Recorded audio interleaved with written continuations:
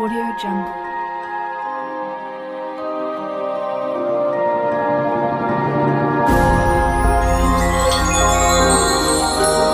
Audio Jungle.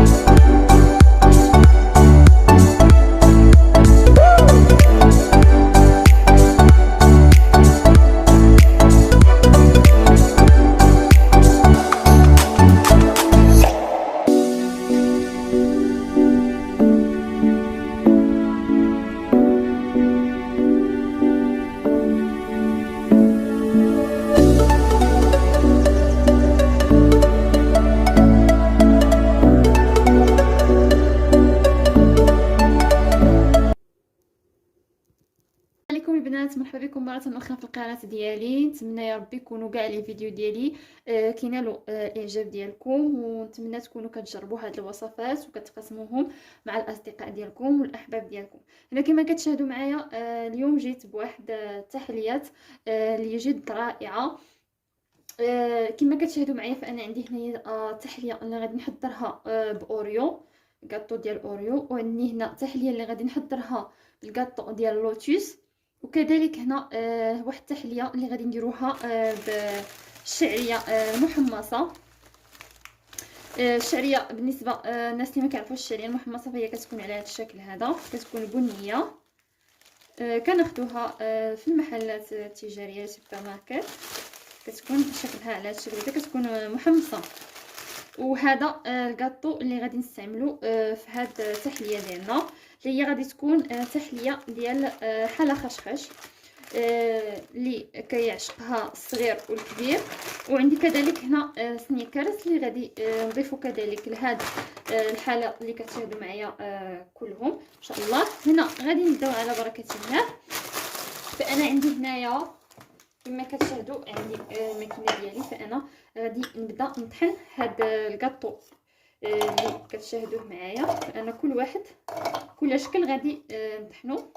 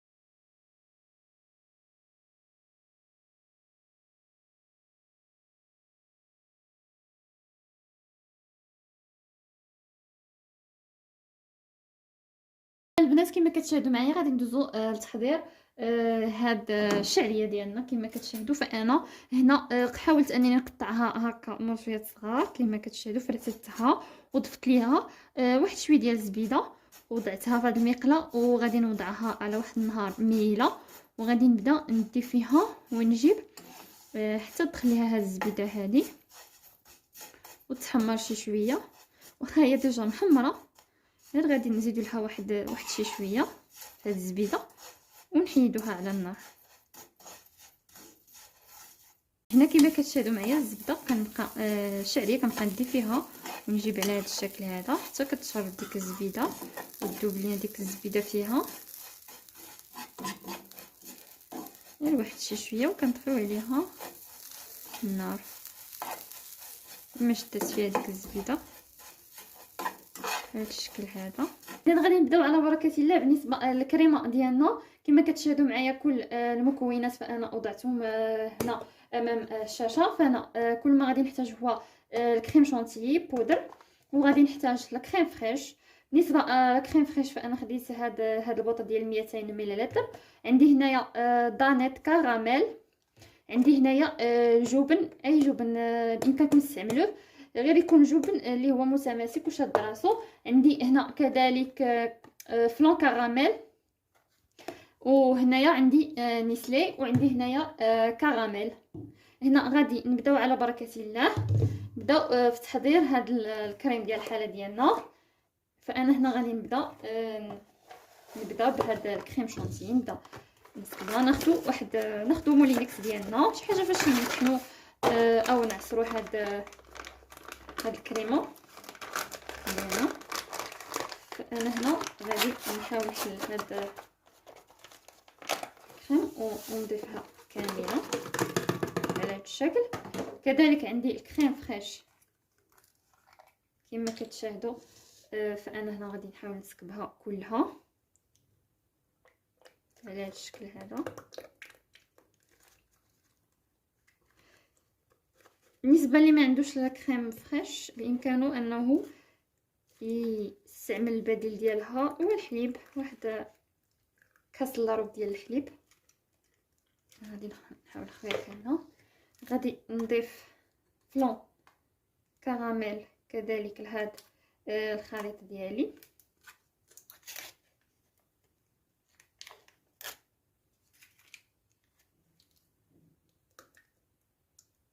نبدا نسكبو.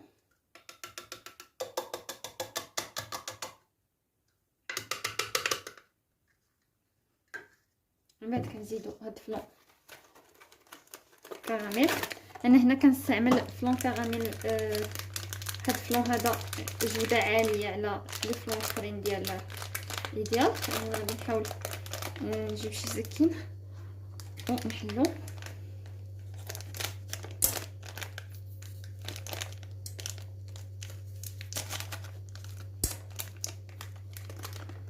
وكنبدا نسكبو كامل كما كتشاهدوا بهذا الشكل. كنزيدو الجبن ديالنا. هنا بالنسبه اللي ما متوفرش عندهم الجبن فهما يستخدموا كيري.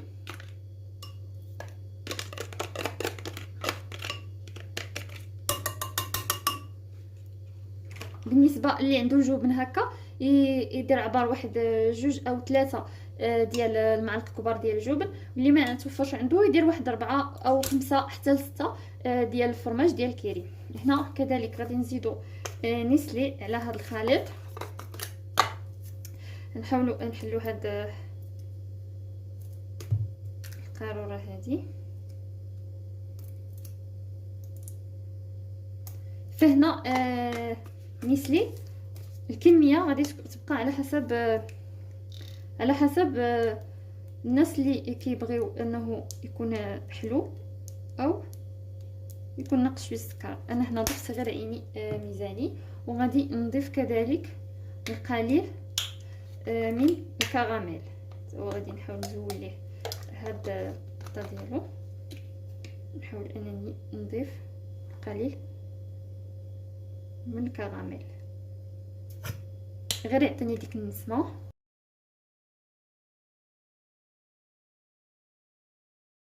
هنا البنات من بعد ما طحنت الكريمه ديالي فهي كتجي على هذا الشكل هذا.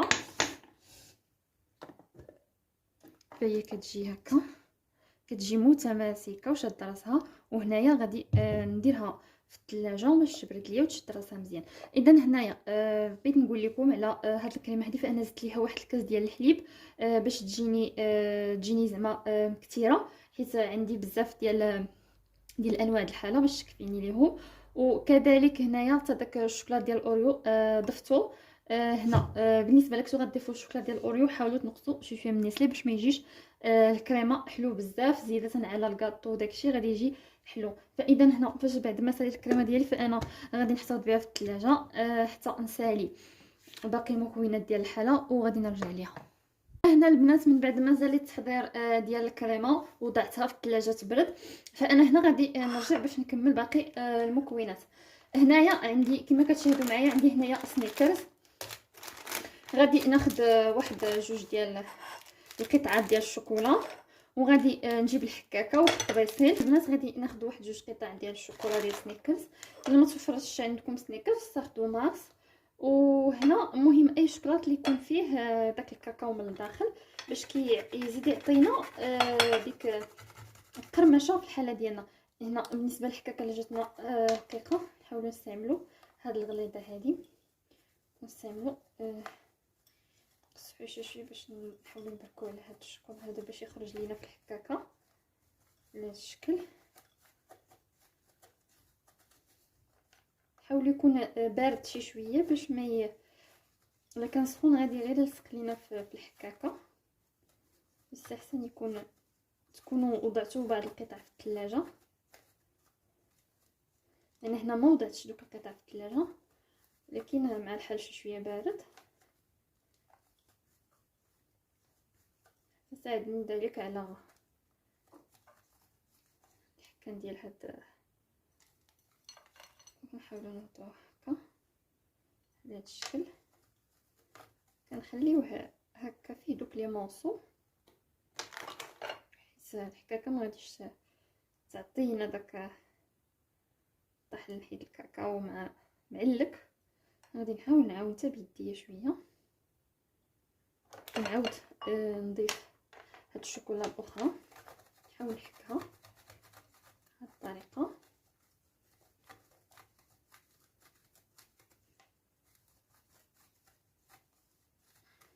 نحاول نبرك عليها حتى نخرجها من الحكاك.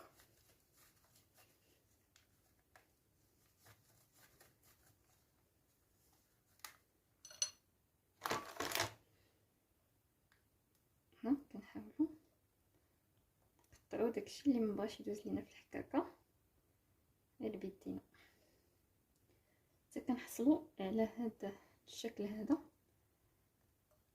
وهنا كنحتفظوا به الجانب. البنات كما كتشاهدوا معايا من بعد ما حضرت كاع المكونات ديال الحاله ديالنا وانا حطيتهم هكا جانب، فهنا هذا كيسهل علينا الخدمه. وهنايا الكريمه ديالي من بعد ما تماسكات وجدت راسها وبردات شي شويه، فانا خرجتها من الثلاجه. كنجيب الكويسات اللي غادي نوضع فيهم الحاله ديالي وكنبدا. اذا هنا غادي نبداو بالحاله خشخش كما كتشاهدوا. فانا هنا ها هي ديك الشعريه اللي درتها في الزبيده وشحرتها او حمصتها. فانا هنايا غادي نبدا على بركه الله. غادي ناخذ داك الكاطو ديالي، نحاول نديرو هكا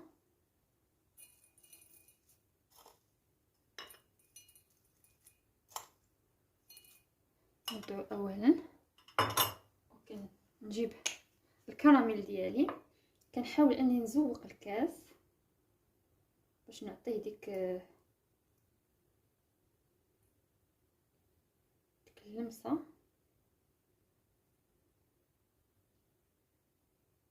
على هذا الشكل هكا. نجيب الكاس الاخر وكنبدا حتى هو بنفس الطريقه.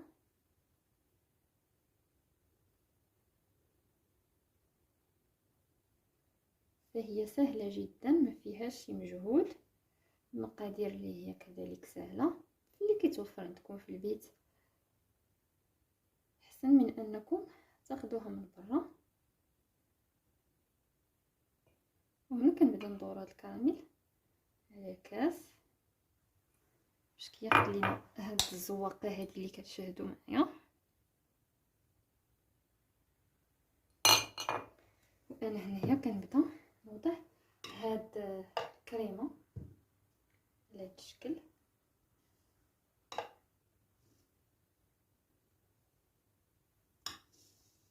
نوضع كذلك في الكاس الاخر.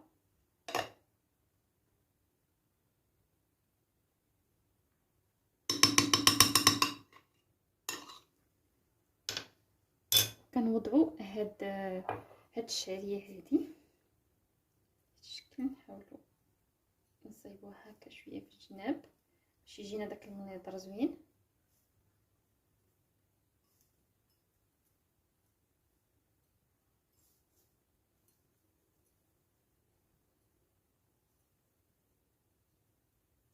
الشكل هذا.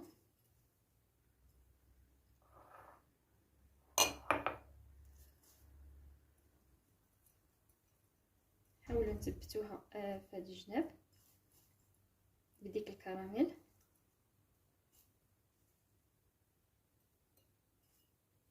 تجي واحد القرمشه في هذه الحاله خشخش رائعه جدا.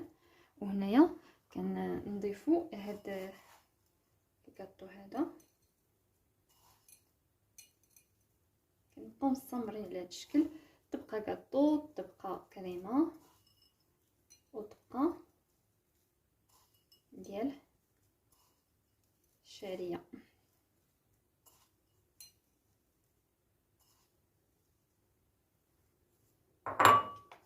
كناخدو كريمه كتكون على هذا الشكل هذا. كتجي كريمه هائله سهله التحضير. الا بانت لكم الكريمه كتكون قليله، حاولوا تزيدوا واحد الكويس ديال الحليب.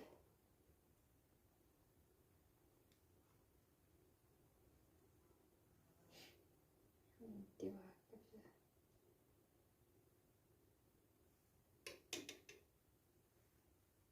وهنا. غادي نضيفو ديك الشعريه المتبقيه بهذا الشكل هذا.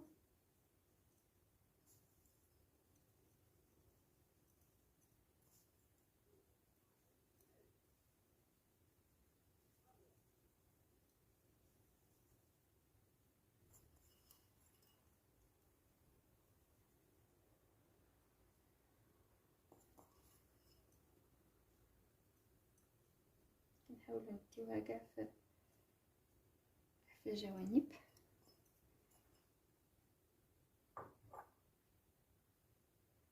وهنا كنضيف هاد الحبيبات ديال سنيكرز بهذا الشكل هذا. اللي يبغاهم يديرهم من التحت بامكانه، كيبقى على حسب كل واحد شنو كيفضل.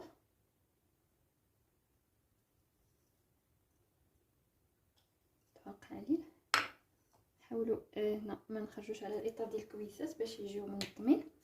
وهنا كنجيبو داك الكراميل وكنبداو نوضعوه على هذا الشكل هذا، نديو ونجيبو فيه.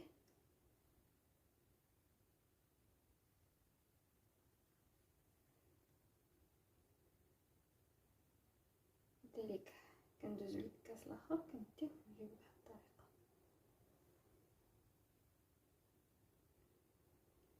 حاولوا نسربو باش يمشي لينا، ما يقتصرش على واحد المكان. وهنا كنكونوا انتهينا التحليه ديال حلا خشخش. كنوضعوها جنب وكندوزو التحليه ديال اوريو. اذا هنا بالنسبه للتحليه ديال اوريو فهي كتكون على هذا الشكل هذا. فانا هنايا غادي نحاول انني ندير واحد شي شويه ديال الكاطو هنا.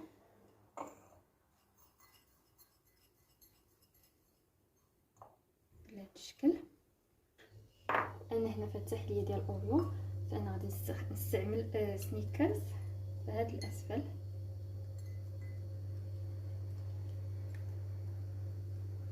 نبدلو مره هكا مره هكا باش كيجي كل واحد والمنظر ديالو. هنا كنجيب الكريمه ديالي نسكبها في هذا الاناء هذا او في هذا الكاس بهذا الشكل. تبارك الله كتجي كثيره الكريمه. نصحكم غير انكم تزيدوا الحليب الا حسيتوا بها قليله. كويسات هكا كيجيو. فهنايا كنبداو نضيفو هاد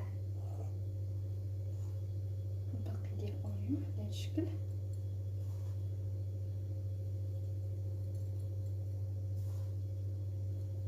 نحاولوا نعمروا الجناب باش يبان لينا الكاس من برا جميل،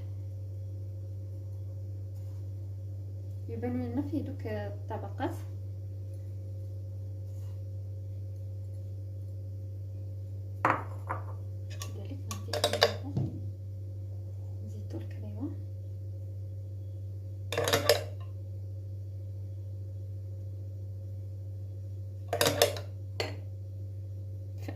الكريمه هذه كافياني 6 ديال الكويسات.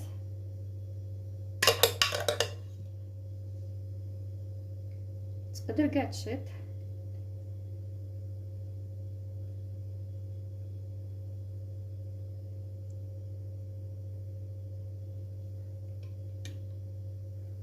فانا هنا من بعد ما وضعت هاد الكريمه ديالي في هاد الكويسات انا غادي نضيف هاد الاوريو المتراقم. كاين اللي كيفضل يخدم بيدي، كاين اللي كيفضل يخدم بالملقه. انا شخصيا كيعجبني يدي، كل ما خدمت بيدي كل ما كانت الاحترافيه في والفن في هاد الكويسات.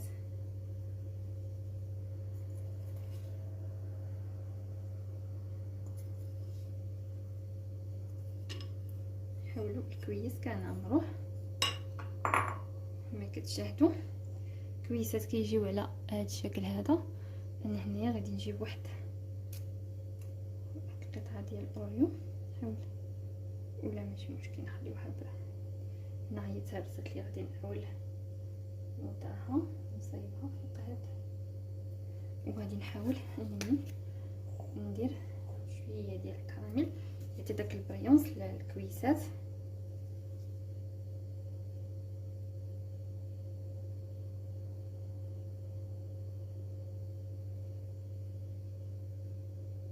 كذلك نوضع بحال هكا ونوضعوهم جنب، وندوزو كذلك لتحضير هاد الحاله ديال اللوتوس.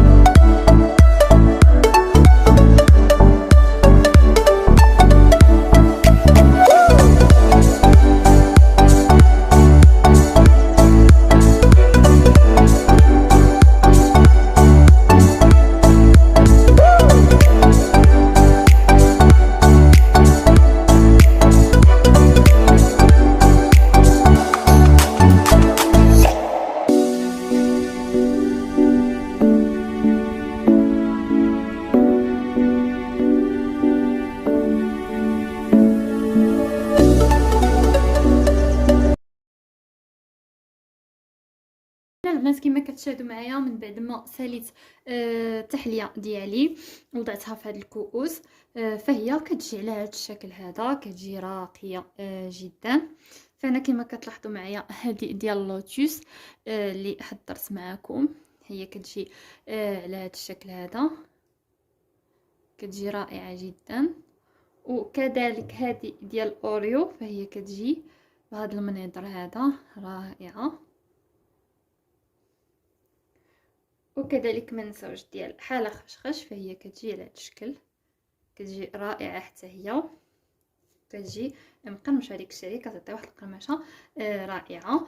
فانا هنا هاد الكريمه ديالي فهي حضرت ليا هاد 6 ديال الكويسات. وكذلك شاط الخير بالنسبه اللي عنده الضيوف الزوار فنصحوا بهاد الكريمه هذه رائعه، كتعطي كتخرج بزاف ديال الكؤوس، تقدر كاع تخرج حتى ل9 الكاس، وبمقادير اللي هي جد بسيطه وسهله التحضير، ما تشدش لينا اليد بزاف، فهي سهله جدا كما كتشاهدوا معايا. وكيجيو رائعين وراقيين جدا في التقديم ديالهم لاي ضياف او زوار، فكيتقدموا على هذا الشكل هذا.